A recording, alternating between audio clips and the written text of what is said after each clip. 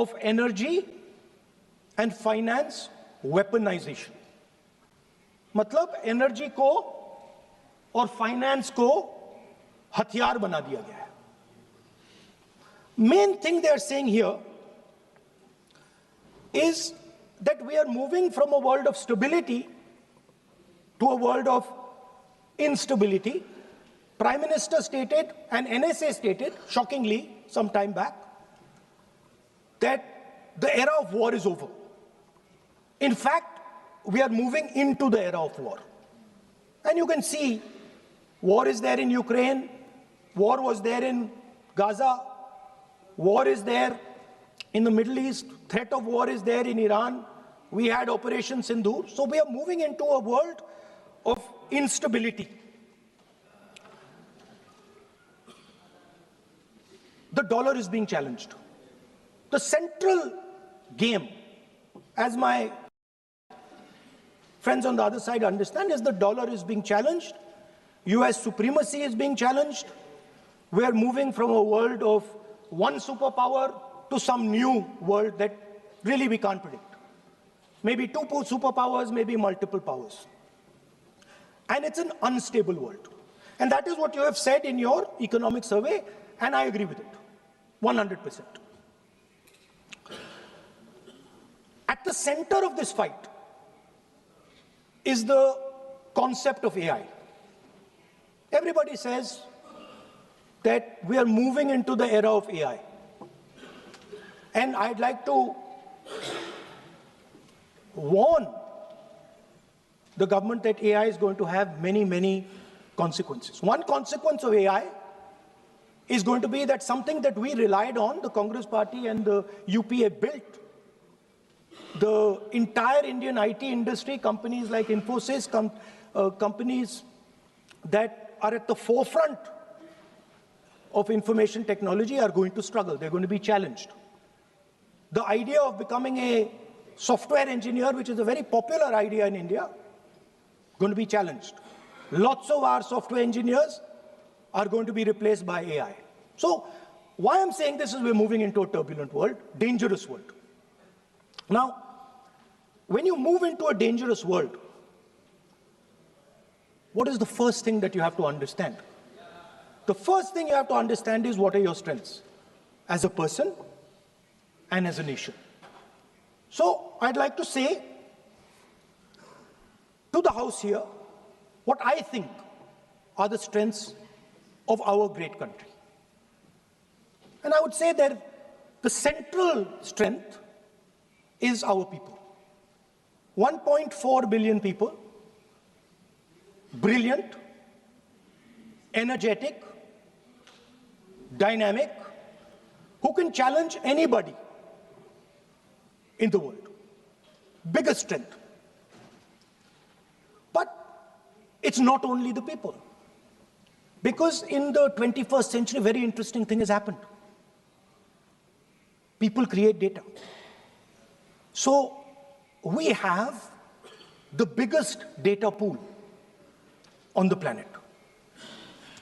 1.4 billion people means massive amount of data is being generated in India, and data is wealth. Everybody talks about AI.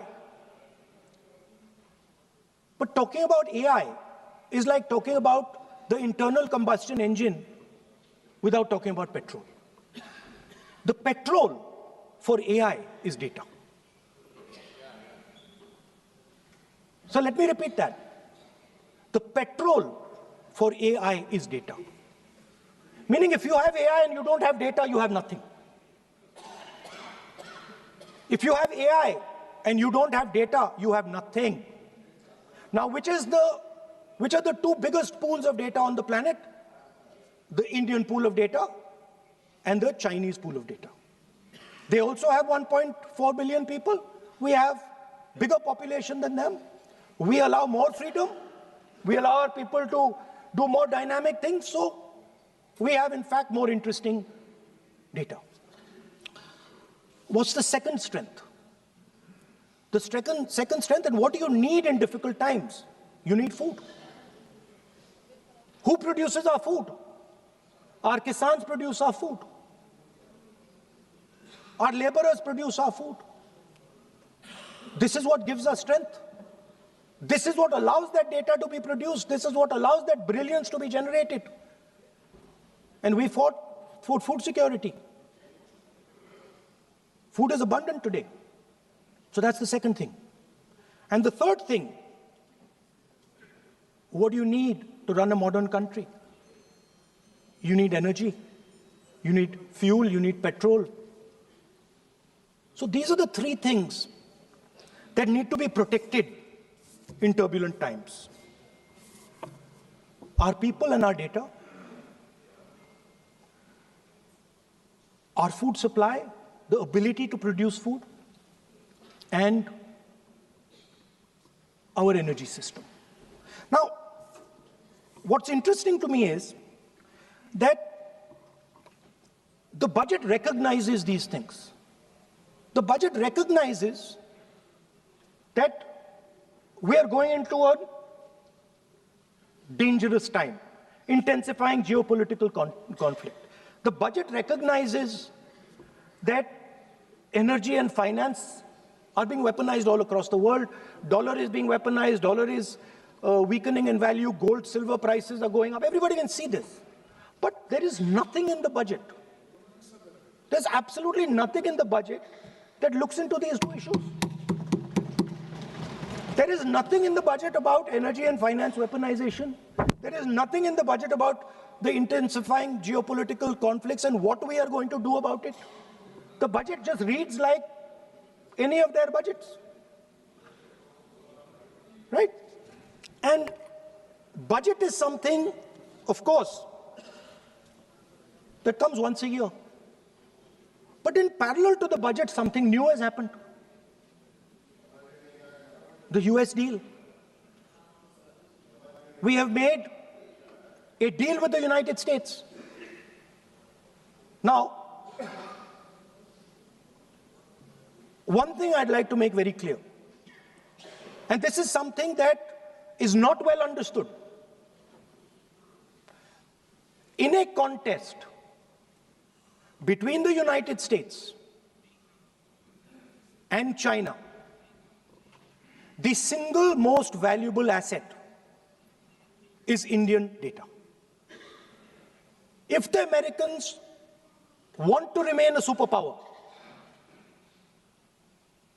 please understand what I'm saying. It is very profound what I'm saying.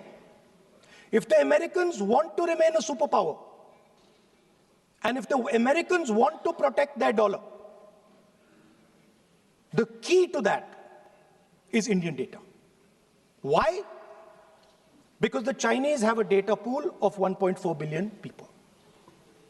And you can take European data, you can take African data, you can take American data, add it all up. It does not compete with Chinese data. So the real fight that is taking place, I'm saying what is our strength? I'm saying if India is going to go to the table, then what do we put on the table? What do we say? Listen, this is what we put on the table. And what we put on the table, it's beautiful. What we put on the table is our people. Their wisdom, what they do, their likes, dislikes, their imagination, their fear. This suddenly in the 21st century has got value. In the 20th century, it had no value. I remember so many people saying that population is a weight, population is a disaster. No, population is the biggest asset you can have. It's a strength. But it's only a strength if you recognize that data is important. Now, what is surprising to me? What happened in the deal? If the India alliance was negotiating with President Trump, I will tell you what we would say. The first thing we would say is President Trump. The most important thing in this equation is Indian data. You want to protect your dollar? You want to protect your dollar? We are your friends. We appreciate you. We want to help you protect your dollar. But please remember that if you want to protect your dollar, the biggest asset that can protect your dollar is lying with the Indian people. First thing. Second thing we would say, President Trump, if you want access to this data, then please understand that you are going to talk to us as an equal. You are not going to talk to us as if we are your servants. Second thing we would say is, Mr. Trump, please understand that our energy security is our energy security. And no matter what happens, we are going to protect our energy security. And the third thing we would say is, President Trump, we understand that you have a voter base, agricultural voter base. We understand that you need to protect your farmers, but we will also protect our farmers. But the main thing I'm saying is that an India Alliance government would go there and say, data is our biggest strength. Now let us talk. Meaning we would go there as equals. We would not be made equal to Pakistan. And if President Trump decided that Pakistan army chief is going to have breakfast with him, then we would have something to say about that. Now, what has happened? You've done a trade deal. It's small. It's written small in the back. Now, let me tell you what is written about data. Our most valuable asset, the thing that is going to transform India in the 21st century, the thing that is going to make us a superpower in the 21st century. This is what the Modi government has done with our data. Number one, we give up control over our digital trade rules. Number two, there is no need for data localization. Number three, free data flow to the United States. Number four, limit on digital tax. Number five, no need to disclose any source code. The finance minister is smiling. She likes to smile. She likes to smile a lot. 20-year free tax holiday to anybody who wants it, to the big tax companies. This is what you've done on data. Second, no, I'll come to that, brother. Second, what have you done on tariffs? At the beginning,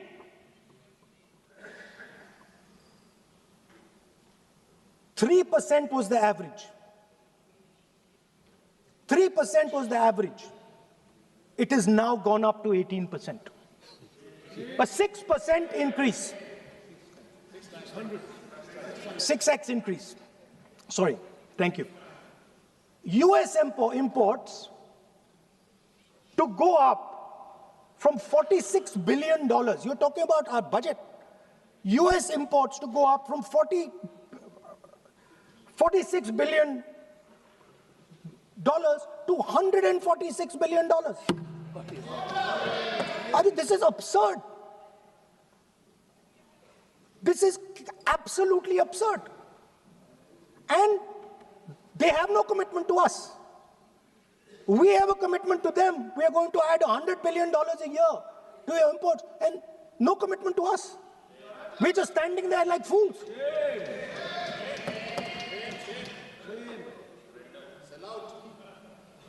And Our tariff has gone up from 3% to 18%, and theirs has come down from 16 to 0.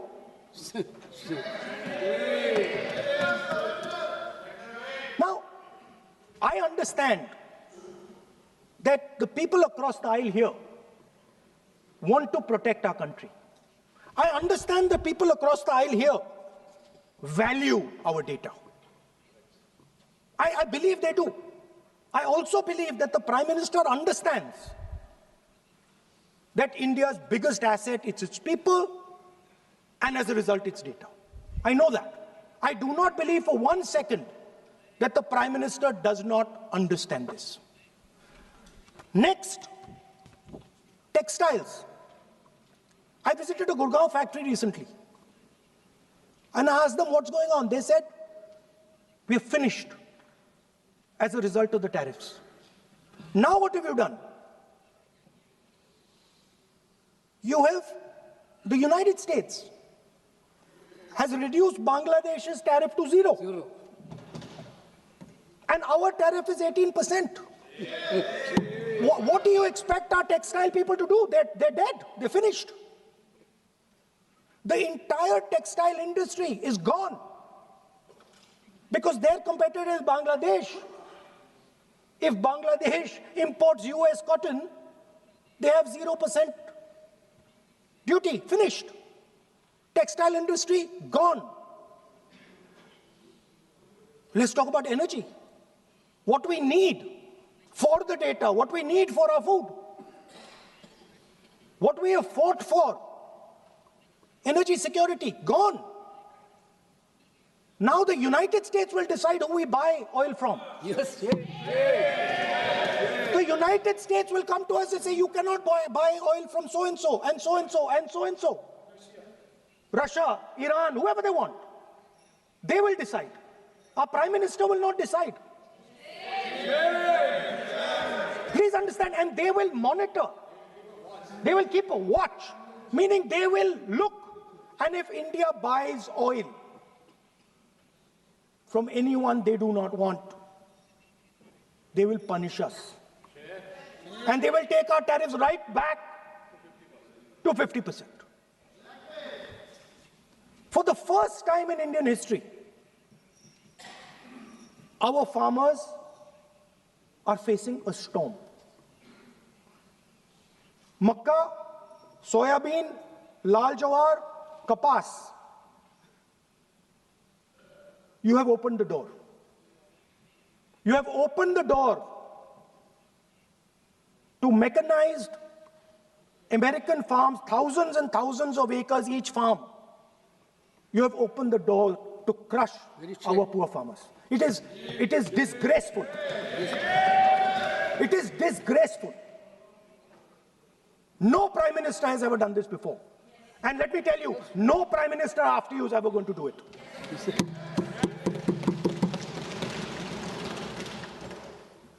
So we are facing a storm.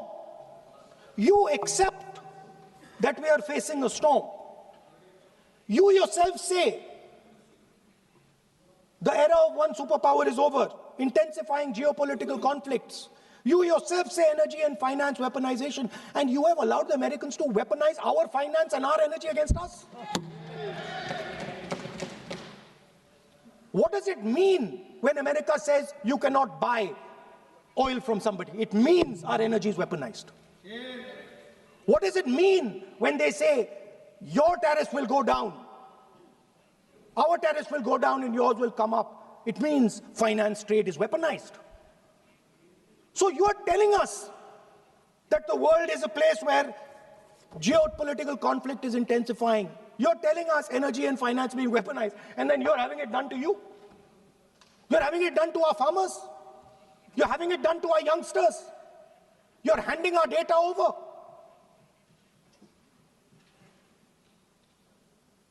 How can you even make these statements? How can you even come to this house and talk this type of nonsense? Are you not ashamed of yourselves? Are you not ashamed of giving? No. We are patiently listening to Honorable Leader of Opposition. They're patiently listening. But the words. So I'm not yielding, sir. No, but you are saying shameful. Parliamentary affairs. You are saying nonsense. Nonsense. Nonsense. So how can you? Okay, I won't When go the down that finance line. minister replies in the evening, the leader of opposition should listen to the reply of the honorable finance minister.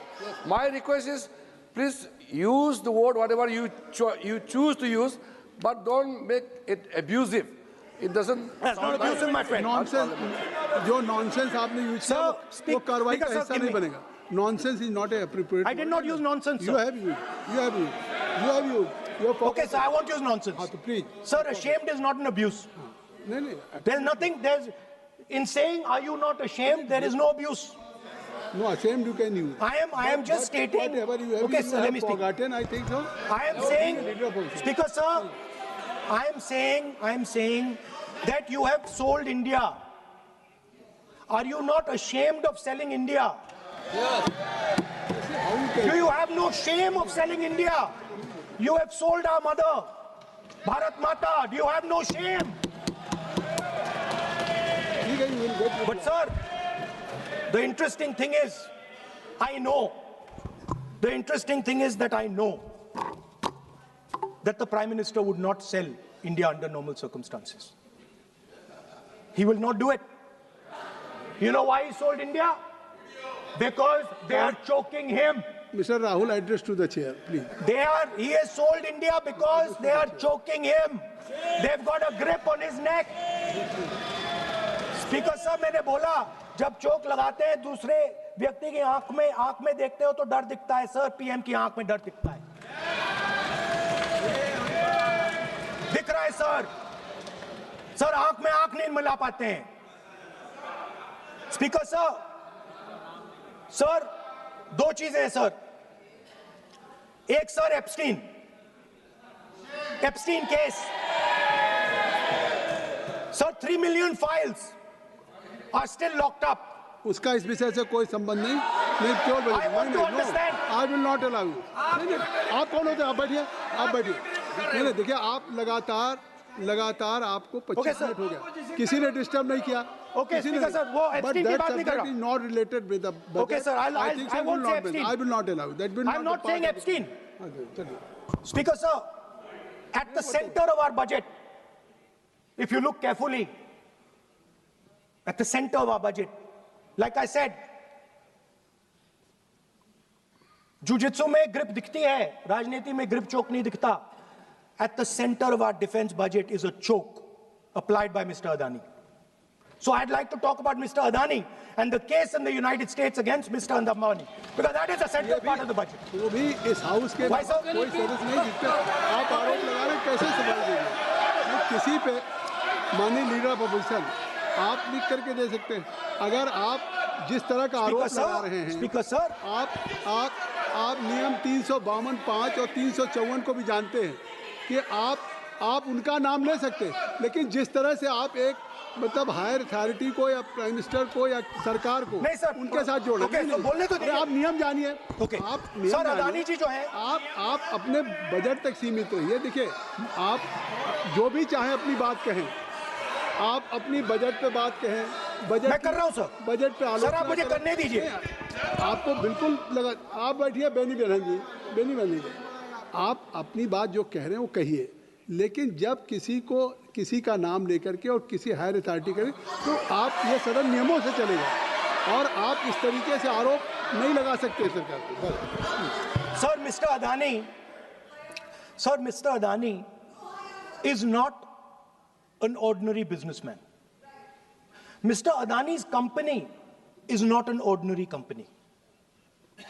Please understand that the case in the United States is targeted at the Prime Minister of India, not at Mr. Adani. नहीं, ये नहीं, बिल्कुल नहीं. आप इस तरीके से बिल्कुल जो आप ये कह रहे हैं कि कहाँ नहीं, क्या बात आप कर रहे हैं? It is targeted, sir, at the financial network of the BJP, at the financial architecture of the BJP. You are leveling charges against higher authorities, and only you can speak. Please, Ravishankar Prasad ji, क्या है point of order? Point of order क्या है? Point of order क्या है? What is your point of order? बिल्कुल what is your point? गलत बयानी करना इनकी आदत बन गई है, टिपिकली सुनाते हैं। श्री प्रहलाद जोशी जी, किरण रिजिजू जी, हम लोगों ने बार-बार कहा, हम लोग बहुत शांति से parliamentary affairs minister, I am very पूरा सदन सुन रहा है। पार्लियामेंट्री अफेयर्स मिनिस्टर साहब, इनको सर हम आपको डिस्टर्ब नहीं करना चाहते हैं।